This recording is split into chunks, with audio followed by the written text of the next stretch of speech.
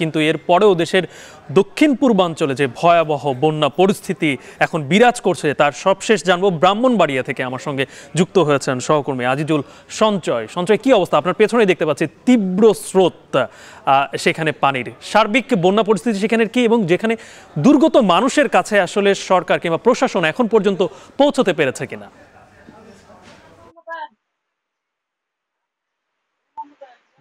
ব্রাহ্মণবাড়ির অবস্থা কিন্তু ক্রমাগতই খারাপ হচ্ছে। এখানকার বন্যা পরিস্থিতি গতকাল রাতে এবং আজকে সকাল নাগাদ কিন্তু এই আখাউড়ার হাওড়া নদীর দুটি বাঁধ কিন্তু ভেঙে গিয়েছে, এবং এই বাঁধ ভেঙে যাওয়ার ফলে আসলে প্রবল বেগে পানি এখন লোকালয়ে প্রবেশ করছে। এর ফলে আসলে এই যে বাঁধ সংলগ্ন এলাকায় যে ঘরবাড়িগুলো ছিল, অর্থাৎ পাকা এবং কাঁচা, এইসব ঘরবাড়িগুলোতে বসবাস করতে এখন কিন্তু বেশ ঝুঁকিপূর্ণ হয়ে উঠেছে।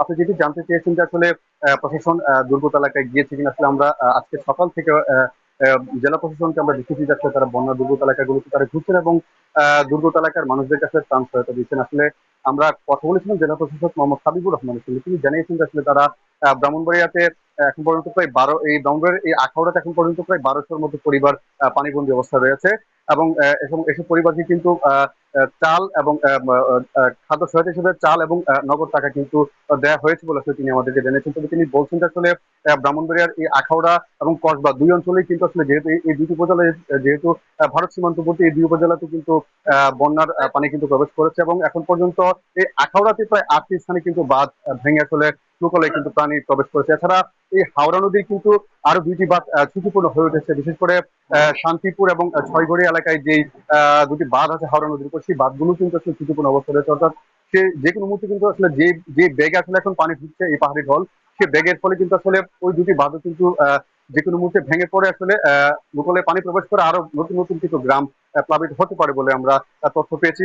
আমরা কথা বলেছিলাম বন্যা দুর্গতদের সঙ্গে, তারা যেটি বলছেন যে আসলে যেহেতু যেহেতু আসলে বাড়িতে তাদের দামি আসবাবপত্র বা আসলে গরু মহিষ অন্যান্য যেসব জিনিসপত্র আছে, আসলে এসবের মায়া ত্যাগ করে আসলে তারা কিন্তু আশ্রয় কেন্দ্রে যেতে চাচ্ছেন না। তবে জেলা প্রশাসক মোহাম্মদ হাবিবুর রহমান বলেছেন যে আসলে তারা এই উদ্ধার তৎপরতায় কিন্তু তারা কিন্তু সেনাবাহিনীকে যুক্ত করেছেন, এবং তারা চাচ্ছেন যে আসলে আজকের মধ্যেই কিন্তু সমস্ত দুর্গত এলাকার যে বাসিন্দারা যারা আছে পানিবন্দী, তাদেরকে কিন্তু আশ্রয় কেন্দ্রে নেওয়ার কিন্তু প্রস্তুতি চলছে বলে আমাদেরকে জানিয়েছেন জেলা প্রশাসক মোহাম্মদ হাবিবুর রহমান। তো আমার কাছে এই ছিল আখাউড়া থেকে বন্যা পরিস্থিতির সবশেষ তথ্য। গালিব, আমরা আজিজুল সঞ্জয়ের কাছ থেকে জানছিলাম যে ব্রাহ্মণবাড়িয়ার সর্বশেষ বন্যা পরিস্থিতি, বিশেষ করে ত্রিপুরার সঙ্গে লাগোয়া যে জেলাগুলো রয়েছে বাংলাদেশের, সেই প্রত্যেকটি জেলারই বন্যা পরিস্থিতির খারাপের দিকে গেছে। মৌলভীবাজারের বিপদসীমার উপর দিয়ে বইছে মনু নদীর পানি, এরই মধ্যে ধলাই ও মনু নদীর বাঁধ ভেঙে পানিবন্দী লক্ষাধিক মানুষ। এ নিয়ে বিস্তারিত জানাতে আমাদের সঙ্গে পশ্চিম বাজার থেকে যুক্ত হয়েছেন সহকর্মী এম এ হামিদ। হামিদ, সার্বিক জেলার বন্যা পরিস্থিতি আমাদেরকে নিশ্চয়ই জানাবেন। আমরা আপনাকে আপনার ভিডিওটি এখন পর্যন্ত পজে থাকলে নিশ্চয়ই আপনার কথা আমরা শুনতে পাবো। সেখানকার সার্বিক বন্যা পরিস্থিতি আমাদেরকে জানান।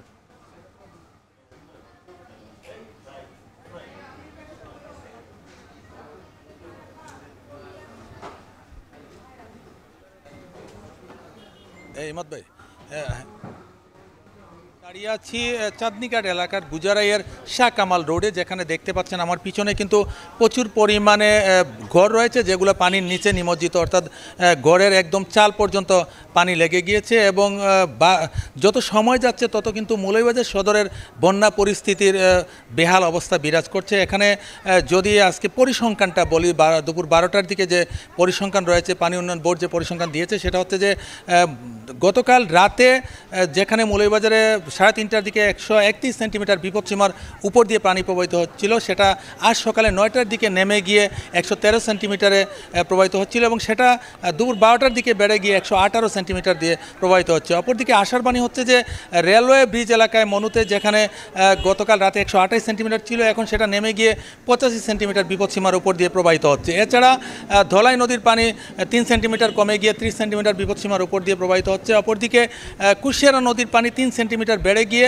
8 সেন্টিমিটার বিপদসীমার উপর দিয়ে প্রবাহিত হচ্ছে, এবং জুড়ি নদীর পানি বেড়ে গিয়ে 193 সেন্টিমিটার বিপদসীমার উপর দিয়ে প্রবাহিত হচ্ছে।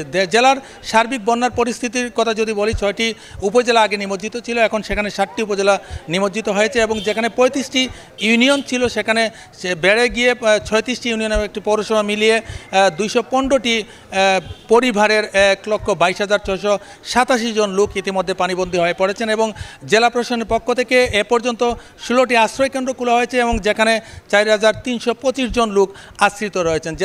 জেলা প্রশাসক ডক্টর উর্মি বিনতে সালাম আমাকে জানিয়েছেন যে এ পর্যন্ত তারা ত্রাণের জন্য 1050 মেট্রিক টন চাল এবং নগদ 25 লক্ষ টাকা বরাদ্দ দিয়েছেন। তার থেকে 285 মেট্রিক টন চাল এবং 20,50,000 টাকা ইতিমধ্যে বিতরণ শুরু করা হয়েছে।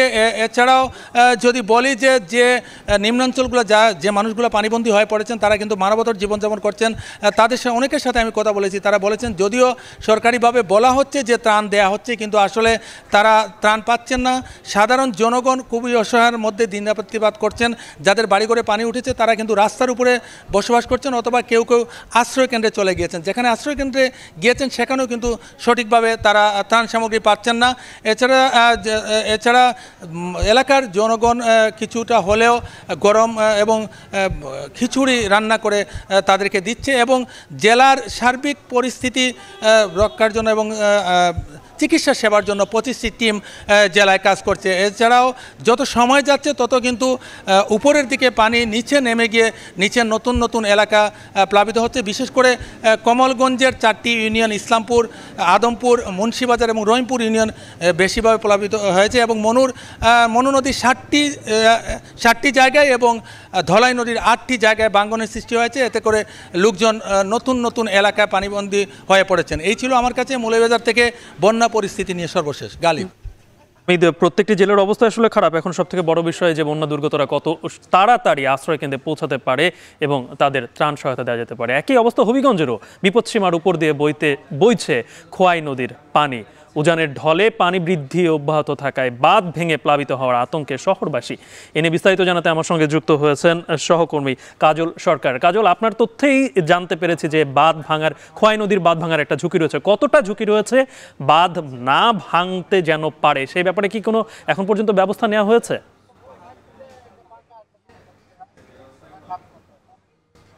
গালিব, দেখুন, গত পরশুদিন থেকে খোয়াই নদীর পানি অব্যাহতভাবে বেড়ে চলেছে। আজকের তথ্যটি দুপুরের দিকে পানি উন্নয়ন বোর্ড যেটি বলছে যে খোয়াই নদীর যে চুনারু ঘাটের বাল্লা সীমান্ত রয়েছে, অর্থাৎ বাল্লা পয়েন্ট যেটি রয়েছে, যেদিক দিয়ে ভারত থেকে বাংলাদেশে এই খোয়াই নদী প্রবেশ করেছে, সেই পয়েন্টে কিন্তু 278 সেন্টিমিটার অর্থাৎ বিপদসীমার 278 সেন্টিমিটার উপর দিয়ে পানি প্রবাহিত হচ্ছে। অন্যদিকে হবিগঞ্জ শহর এলাকাতে 192 সেন্টিমিটার উপর দিয়ে প্রবাহিত হচ্ছে। ফলে শহরবাসীর মধ্যে নতুন করে আতঙ্ক দেখা দিয়েছে, যেহেতু উজান থেকে পানির উচ্চতা বেড়ে আসছে। ফলে এই কারণেই কিন্তু মূলত আতঙ্ক আরো বেশি করে বাড়ছে। এর একটি কারণ যদি আমি আপনাকে জানাতে চাই, সেটি হচ্ছে যে খোয়াই নদীর যে উচ্চতা, অর্থাৎ খোয়াই নদীর তলদেশ কিন্তু হবিগঞ্জ শহর থেকে প্রায় 15 ফুট উঁচুতে। ফলে বুঝতে পারছেন, যদি কোনো কারণে বাঁধ ভাঙে সেই ক্ষেত্রে কিন্তু প্রচুর পরিমাণে ক্ষতিগ্রস্ত হবে হবিগঞ্জ শহর। তবে এখন পর্যন্ত আসলে বেশ কয়েকটি এলাকাতেই বাঁধ ঝুঁকিতে রয়েছে। আমরা যেটি দেখেছি, শায়েস্তাগঞ্জের 2টি এলাকাতে সবচেয়ে বেশি ঝুঁকিতে রয়েছে। সেই এলাকাগুলোতে স্থানীয় যে লোকজন আছেন তারা বালির বস্তা দিয়ে আসলে সেগুলোকে টিকিয়ে রাখার চেষ্টা করছেন এবং পানি উন্নয়ন বোর্ড যেটি বলছে যে তারাও আপ্রাণ চেষ্টা চালিয়ে যাচ্ছেন যেন বাঁধ না ভাঙে। অন্যদিকে যদি আরেকটু বিষয় জানাই, যে পানি যেহেতু একদিকে উজান থেকে নেমে আসছে, ফলে হবিগঞ্জের ভাটি এলাকাতে কিন্তু জালালাবাদ এলাকায় প্রথম দফায় যখন হবিগঞ্জে বন্যা হয়েছিল তখন বাঁধ ভেঙে গিয়েছিল। সেই ভাঙনকৃত এলাকাটি দিয়ে পানি কিছুটা হাওরে প্রবেশ করছে। ফলে এই যে খোয়াই নদীর পানির গতি, সেটি কিন্তু কিছুটা কমার কারণে এখন পর্যন্ত হবিগঞ্জ শহর নিরাপদে রয়েছে। তবে আরো যদি পানি বাড়ে সেই ক্ষেত্রে আসলে বিপদ হওয়ারও একটি শঙ্কা কিন্তু রয়ে গেছে। গালিব, আমরা দেশের দক্ষিণ পূর্বাঞ্চলের বন্যা পরিস্থিতির খবর জানাচ্ছিলাম। হবিগঞ্জ থেকে সর্বশেষ জানাচ্ছিলেন সহকর্মী কাজল সরকার।